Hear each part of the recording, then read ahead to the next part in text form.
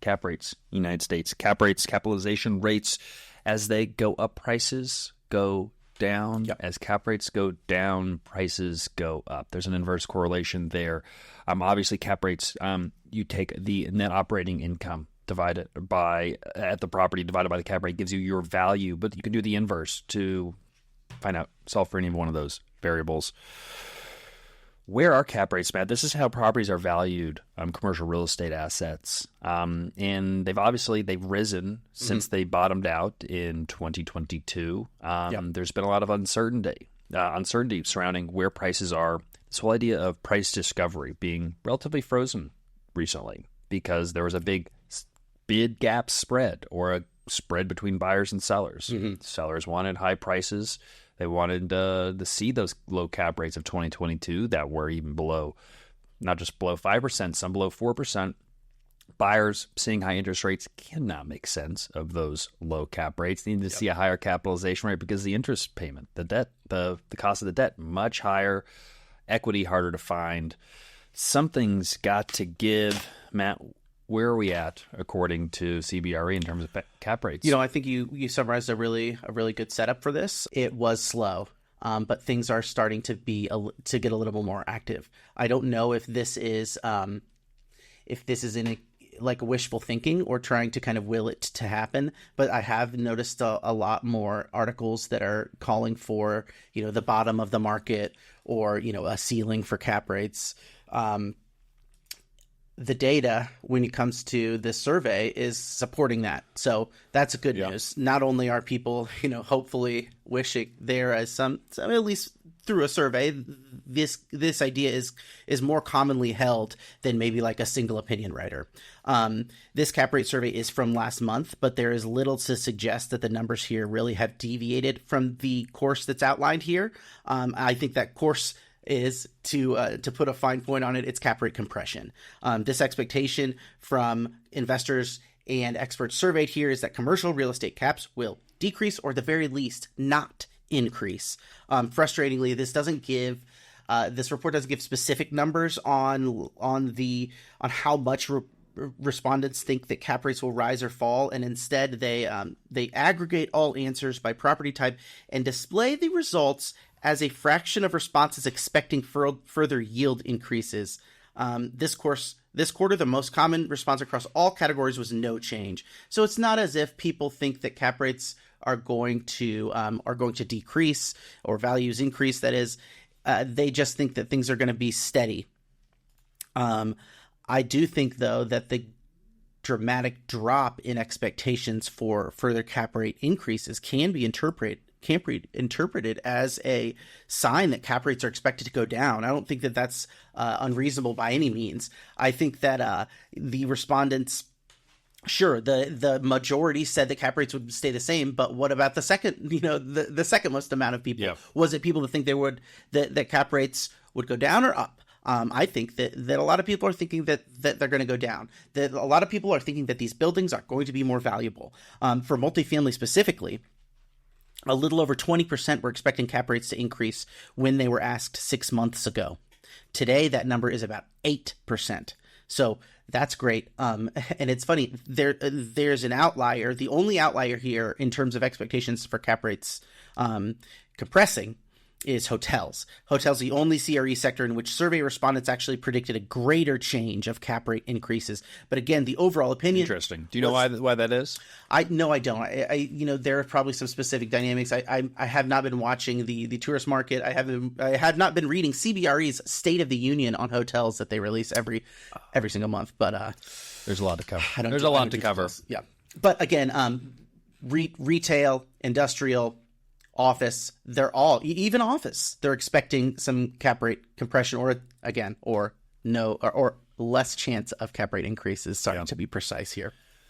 Well, I think that, there's not further declines in pricing and an increase in cap rates, I think is noteworthy. I think that there's some argument, and people would say that cap rates have even probably started compressing. I think that we looked at a survey 2 weeks ago that would show that cap rates have actually started ticking down a little bit. It was just a month over month. Taking a look at data, maybe a little bit more transient, not enough data, but most certainly are saying that prices are certainly not continuing to decline. Now, I think, could there be further decline? Something else would need to happen. I think everything is people are absorbing the information surrounding all of the new supply that's coming online and seeing relatively high absorption rates for multifamily, and that we're seeing about a 50-year peak in new supply coming online, and the resilience and the demand in the multifamily industry. I think that's giving some confidence to some folks. Yeah, I think also this is more in the last couple of weeks, but I think interest rates coming down, I think, was a breath of fresh air.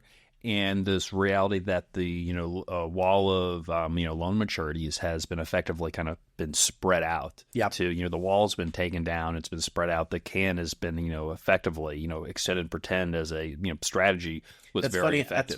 That's what I titled the the newsletter. I was like, looks like multifamily will survive until 25. Yeah. With this near certainty of cap rate or of interest rate decreases, some people are going to get spared. That's fine.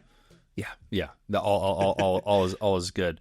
And so I think it's just giving a little bit more confidence to the economy, but specifically the multifamily market, that, okay, there's not, because even as early as or as recently as, a couple weeks ago, I was still seeing calls for, the next shoe to drop, but or in prices to decline. But so many of those calls seem to be out of time a little bit.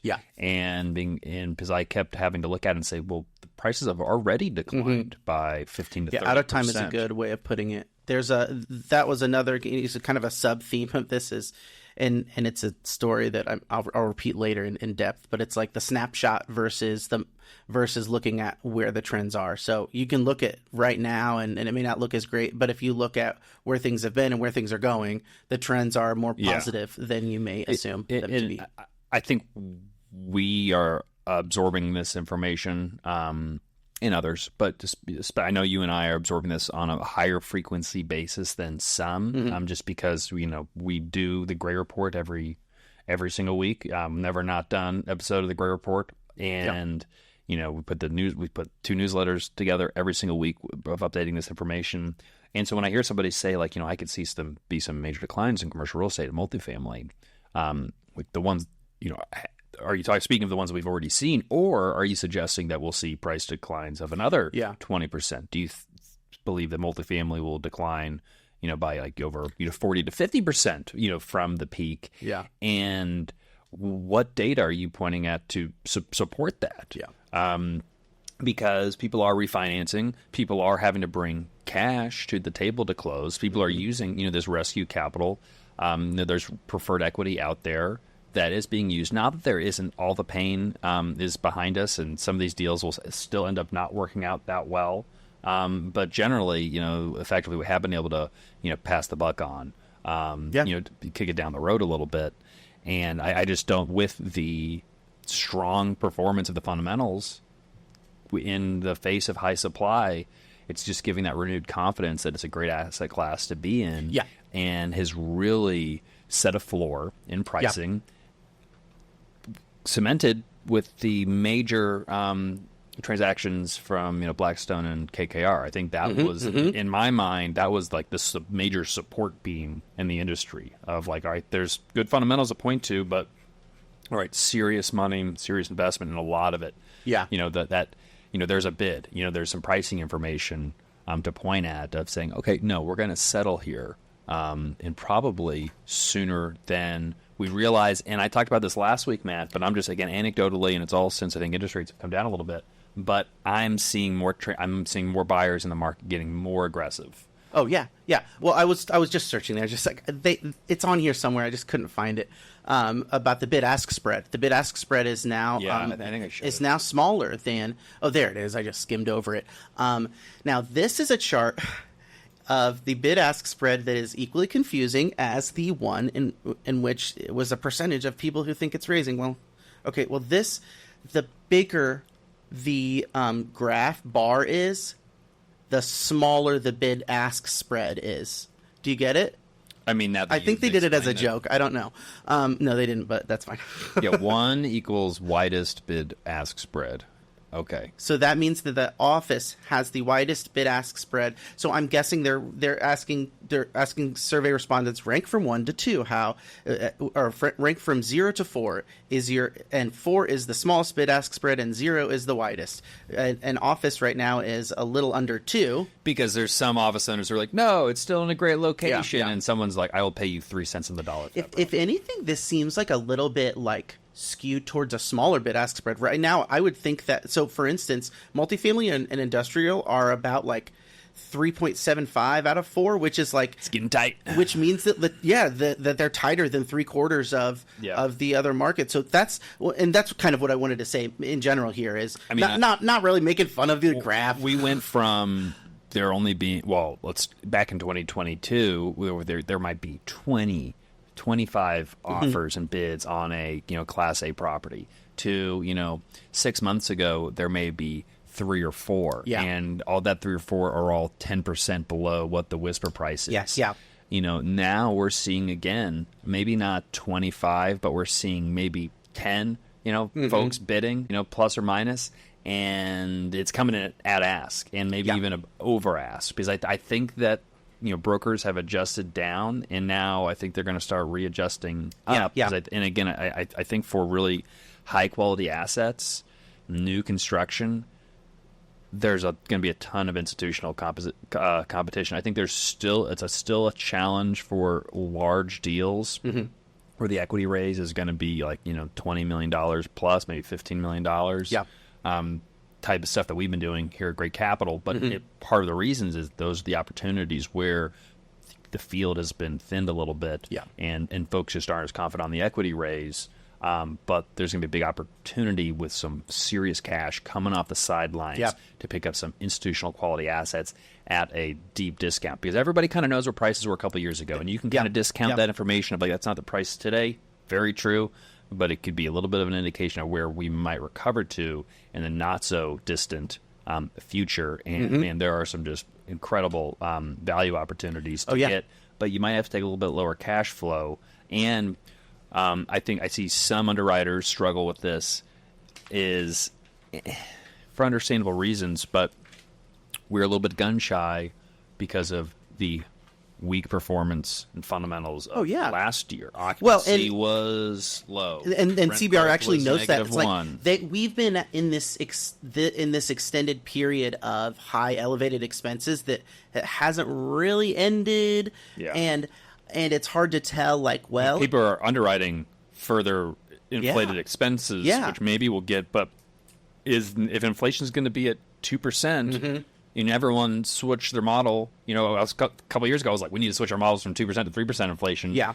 Now it's like you need to go back. Otherwise, you're going to be getting lower returns on your underwrites, and also on the rent growth. It's like everyone's like, well, I'm not putting in any rent growth then, or 3% rent growth, which it may be very appropriate, depending on what the data says. Yeah. But it's like supply. If you're in a market where you're seeing 3% rent growth today at 50-year peak supply, do you think rent growth goes up or down when supply goes down to 2013 levels, which would be like a 50-year low? Yeah, I think it is just that contrast between how far apart it was 6 months ago, how close it is now. It means that the buyer and the seller are coming together. There's so much more confidence, and this wasn't even at a point where we had such a certainty about interest rates decreasing in this coming September. So that's really great with this clear view. That means that we're going to get more investment, and that's something that investors have looked at and have noticed clearly in the survey, and I'm sure increasingly throughout August. More and more investors have become more favorable about investing in CRE